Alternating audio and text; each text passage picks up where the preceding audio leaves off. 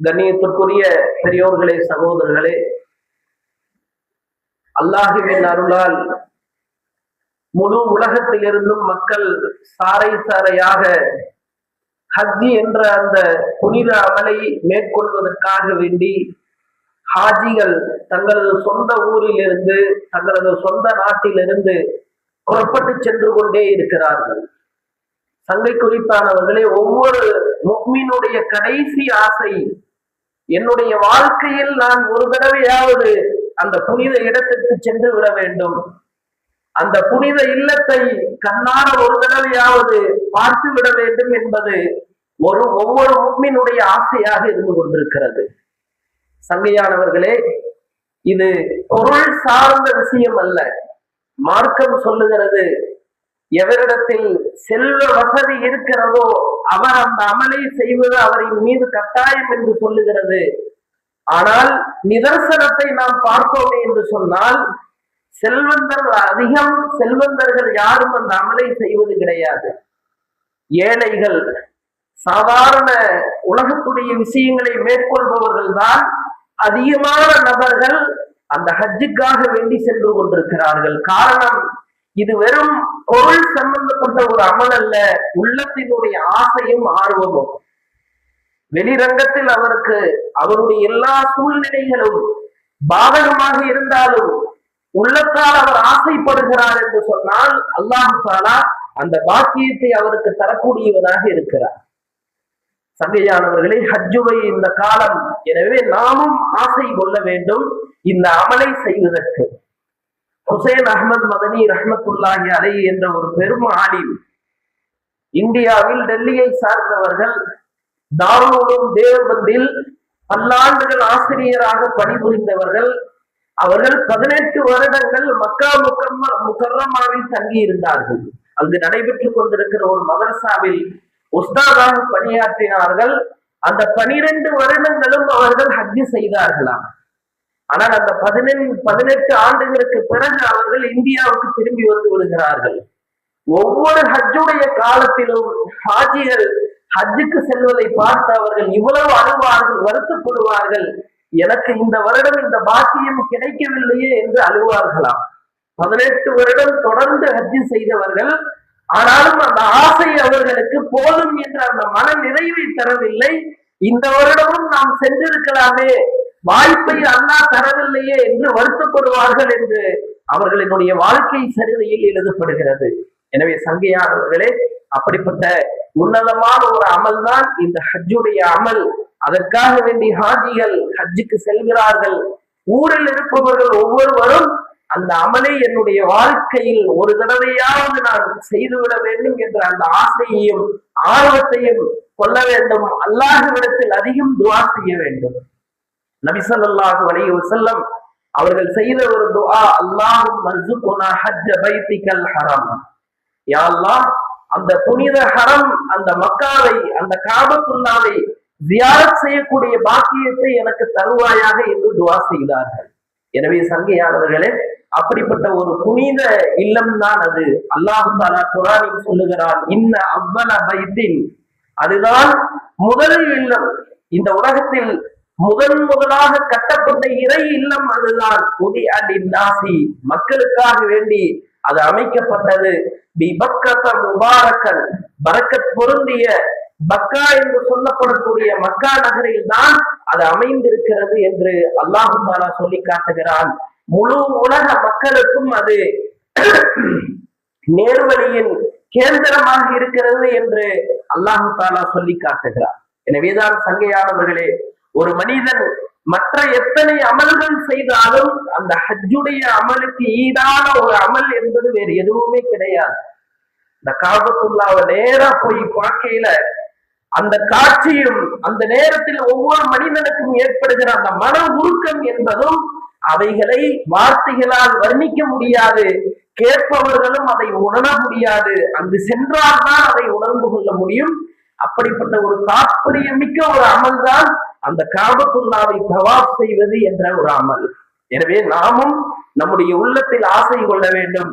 சங்கை குறித்தானவர்களே, அதே போல நாம் இன்னும் ஒரு சில நாட்களில் ஞாயிற்றுக்கிழமை இன்ஷா அல்லாஹ் இந்த துல்காதா பிறையினுடைய 29வது தினம் ஞாயிற்றுக்கிழமை மகரீபுக்கு பிறகு பிறை பார்க்கப்படும். பிறை தெரிந்து விட்டால் திங்கட்கிழமையிலிருந்து துல்ஹஜ்ஜுடைய முதல் பிறை ஆரம்பமாகிறது. எப்படி நபிகள் நாயகம் ஸல்லல்லாஹு அலைஹி வஸல்லம் அவர்கள் ரமலானில் கடைசி 10 தினங்களுக்கு எவ்வளவு முக்கியத்துவம் கொடுத்தார்களோ, எவ்வளவு சிறப்பான நாட்கள் என்று சொல்லி அவைகளில் அதிகம் இபாதத் செய்தார்களோ, அது போன்று இந்த துல்ஹஜ் மாதத்தினுடைய முதல் 10 தினங்கள் சிறப்பிற்குரிய தினங்களாக இருக்கிறது. அல்லாஹு தஆலா குர்ஆனில் சூரத்துல் ஃபஜ்ர் என்ற அந்த அத்தியாயத்தில் அல்லாஹு தஆலா குறிப்பிடுகிறான், வல் ஃபஜ்ர், அதிகாலை நேரத்தின் மீது சத்தியமாக, வலையாலின் அஷ்ர், 10 இரவுகளின் மீது சத்தியமாக.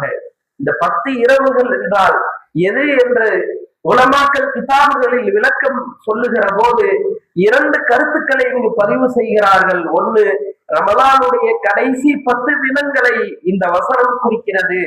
இன்னொன்று, துல்ஹஜ் மாதத்தினுடைய முதல் 10 தினங்களை இந்த ஆயத் இந்த வசனம் குறிக்கிறது என்று நமக்கு சொல்லுகிறார்கள். அல்லாஹு தஆலாவே இந்த 10 இரவுகளின் மீது சத்தியம் செய்கிறான் என்று சொன்னால், அந்த இரவுகள், அந்த இரவை தாங்கி இருக்கிற பகல்கள், அந்த நாட்கள், அதில் இருக்கிற நேரங்கள், அதில் இருக்கிற நிமிடங்கள் எவ்வளவு பரக்கத் பொருந்தியதாக இருக்கும் என்பதை நாம் ஒவ்வொருவரும் சிந்தித்து பார்க்க வேண்டும். எனவேதான் நபிகள் நாயகம் ஸல்லல்லாஹு அலைஹி வஸல்லம் அவர்கள் சொன்னார்கள், அல்லாஹ்வுக்கு ஆதமுடைய மகன் செய்கிற அமல்களிலேயே மிகவும் விருப்பமான அமல் எது தெரியுமா? அந்த துல்ஹஜ் மாதத்தினுடைய முதல் 10 நாட்களில் ஒரு அடியான் செய்கிற அனைத்து அமல்களையும் அல்லாஹ் தஆலா விரும்புகிறான் என்று நபி ஸல்லல்லாஹு அலைஹி வஸல்லம் அவர்கள் சொன்னார்கள். அந்த நாட்களில் இபாதத் செய்வது என்பது உயர்ந்த வணக்கம். காரணம், இந்த துல்ஹஜ்ஜினுடைய முதல் 10 தினங்களில் மட்டும்தான் உலகத்தில் எல்லா இடங்களிலும் இல்லாத ஒரு சிறந்த ஒரு அமல் செய்யப்படுகிறது. அதுதான் அந்த ஹஜ்ஜுடைய கிரியைகள். துல்ஹஜ் பிறை 9லிருந்து 13ஆம் தேதி வரைக்கும் 5 நாட்கள் அமல் செய்யப்படுகிறது. அதுவெல்லாம் ஹஜ்ஜுடைய அமல்கள். இப்பவே ஹாஜி எல்லாம் போயிடுறாங்க.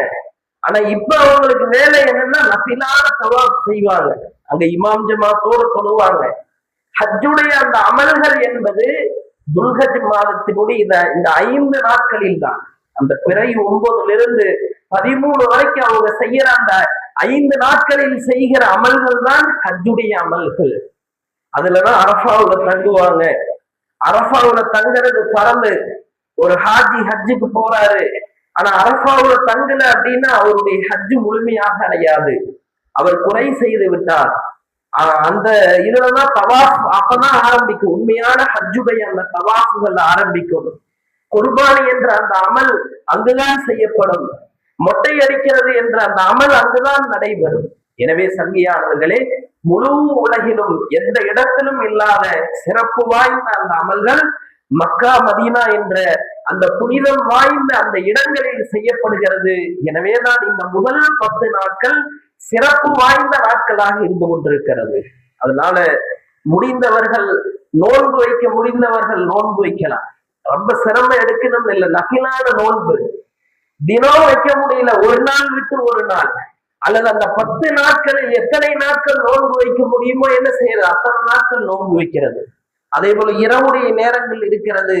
இரவு நேரங்களில் நஃபிலான தொழுகைகள் தொழுவதற்கு முயற்சி செய்யறது. மற்ற நாட்கள்ல நம்ம தஹஜ்ஜுத் தொழுக முடியல, குறைஞ்சபட்சம் இந்த துல்ஹஜ்ஜுடைய முதல் 10 நாட்களில் தஹஜ்ஜுடைய அந்த தொழுகையை நான் விடாமல் தொழுவேன் என்று நியத் செய்து தஹஜ்ஜுடைய அந்த தொழுகையை தொழுகிறது. குர்ஆன் ஓதாதவர்கள் குறைந்தபட்சம் இந்த முதல் 10 நாட்கள்லையாவது அதிகமாக குர்ஆன் ஓதுவது, அல்லாஹுவை அதிகமாக திக்ர் செய்வது. காரணம், இந்த 10 நாட்கள்ல தான் ஒவ்வொரு நாளைக்கும் ஒவ்வொரு பேரை உலமாக்கள் கிதாபில் எழுதுறாங்க. 9வது நாளுக்கு பேரு யௌமு தர்வியா அப்படின்னு எழுதுறாங்க. 8வது நாளுக்கு 9வது நாளுக்கு பேரு யௌமே அரஃபா. நம்ம அந்த நாள்ல என்ன செய்யணும்னா, ஊரில் இருக்கக்கூடிய எல்லோரும் அந்த அரஃபாவுடைய நாளில் ஒரு நோன்பு வைப்பது சுன்னத்தாக இருந்து கொண்டிருக்கிறது. யார் அந்த அரஃபாவுடைய நாளில் நோன்பு வைக்கிறாரோ அல்லாஹ் தஆலா அவருடைய ஒரு வருட பாவங்களை மன்னிக்கிறான். அதில் 10வது நாள் தான் ஈதுல் அல்ஹா, யௌமுன் நஹர் என்பதாக கிதாபில் எழுதப்படுகிறது. அன்னைக்குதான் குர்பானி என்ற அந்த உயர்ந்த அந்த அமல் செய்யப்படுகிறது. அதே போல மீதி இருக்கிற 11, 12, 13 அந்த நாட்களுக்கெல்லாம் ஐயாமு தஷ்ரீக், தக்பீர் சொல்ல வேண்டிய அந்த நாட்கள். அப்ப உலமாக்கள் சொல்றாங்க, என்ன எப்ப துல்ஹஜ்ஜுடைய அந்த பிறை ஆரம்பமாகுமோ அன்றைய நாளிலிருந்தே ஒரு முஃமின், ஒரு முஸ்லிம் அதிகம் தக்பீர் சொல்ல வேண்டும். கடை வீதிக்கு போறோம், தக்பீர் சொல்லிக்கிட்டே போறது, நிக்கிறோம் தக்பீர் சொல்றது, உட்கார்றோம் தக்பீர் சொல்றது. தக்பீர்கள் என்பது அல்லாஹுவை திக்ர் செய்வது, அல்லாஹுவை புகழ்வது. இந்த அமல்களினுடைய அடிப்படையே என்னவென்று சொன்னால் ஒரு அடியான் அல்லாஹுவை புகழ்வதுதான் நோக்கம். அதனாலதான் பாருங்க, குர்பானி அப்படின்னு நம்ம சொல்றோமே, இதுக்கு உண்மையான பேரு கிதாபுல என்ன உல்ஹியா. உல்ஹியா அப்படின்னு சொன்னா அறுக்கும் பிராணி அப்படின்னு அர்த்தம். ஆனா நம்முடைய பரவலான நம்முடைய வளமை என்ன குர்பானி அப்படின்னு நம்ம சொல்றோம். குர்பானினால என்ன அர்த்தம்? குர்ப் என்று சொன்னால் அல்லாஹுவினுடைய நெருக்கத்தை அடைவது. அந்த குர்பானியின் மூலம் ஒரு மனிதன் தனது பிராணியை அறுப்பதில்லை, அல்லாஹுடைய நெருக்கத்தை அடைவதற்காக வேண்டி தன்னுடைய ஆசபாசங்களை அறுக்கிறார்.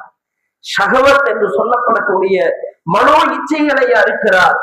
அல்லாஹ் தடுத்த அந்த விஷயங்களை நான் இனி செய்ய மாட்டேன் என்ற அந்த பாவங்களை அறுக்கிறார்.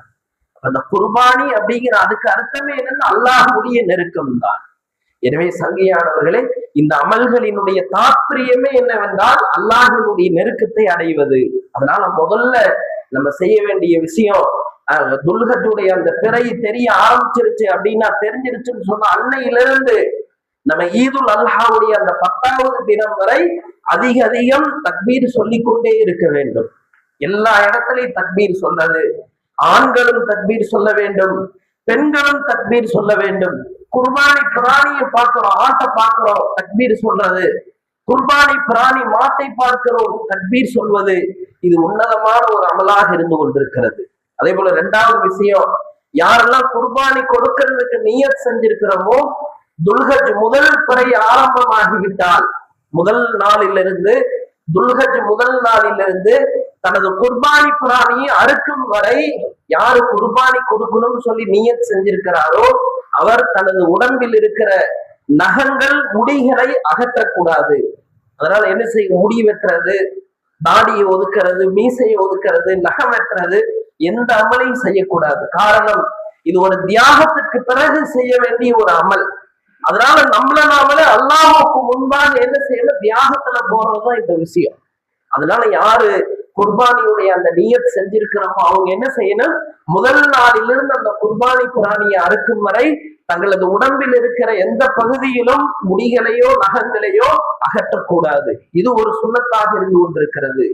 அதே போல சங்கை குறித்தானவர்கள் இன்னும் அந்த ஐயாமு தஷ்ரீக்குடைய நாட்கள், 9வது நாள் சுபுகில் இருந்து 13வது நாள் அசர் தொழுகை வரைக்கும் கிட்டத்தட்ட 23 வக்துகள் ஒவ்வொரு ஆணும் பெண்ணும் ஃபர்லான தொழுகைக்கு பிறகு தக்பீர் சொல்ல வேண்டும்.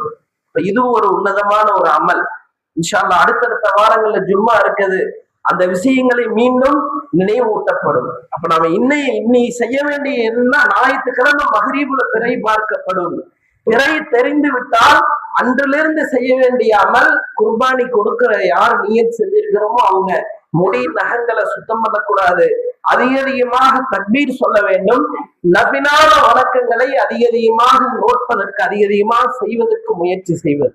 நஃபில் நோன்புகள், குர்ஆன் அதிகமா ஓதுறது, அதிகமாக நஃபிலான தொழுகைகள், இன்னும் குறைஞ்சபட்சம் இமாம் ஜமாத்தோடு 5 வக்தை விடாம தொழுகிறதுக்கு நம்ம முயற்சி செய்யறது.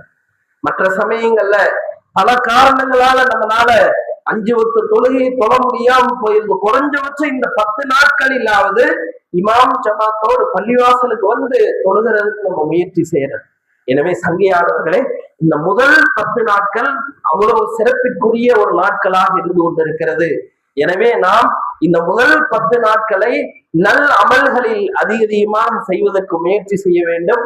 வல்ல அல்லாஹ் சுப்ஹானஹு வ தஆலா நல்ல அமல்களை அதிகம் செய்யக்கூடிய அந்த ஆர்வத்தையும் ஆசையையும் நம்முடைய உள்ளத்தில் அல்லாஹு தாலா ஏற்படுத்துவானாக. பாவங்களின் மீது உண்மையான வெறுப்பை அல்லாஹு தாலா நம்முடைய உள்ளத்தில் ஏற்படுத்துவானாக. சங்கை குறித்தானவர்களை வருடம் நம்முடைய பள்ளிவாசல் சார்பா அந்த கூட்டு குர்பானி செய்யறோம். இன்ஷா அல்லாஹ் கடந்த வருஷம் மாதிரி இந்த வருஷமும் அந்த கூட்டு குர்பானி செய்யறதுக்கு ஏற்பாடு செஞ்சிருக்குது. ஒரு பங்கு 4500 ரூபாய். அதனால யார் அதுல பங்கு கொள்ள விருப்பமோ தங்களது பெயர்களை சொல்லி பங்கு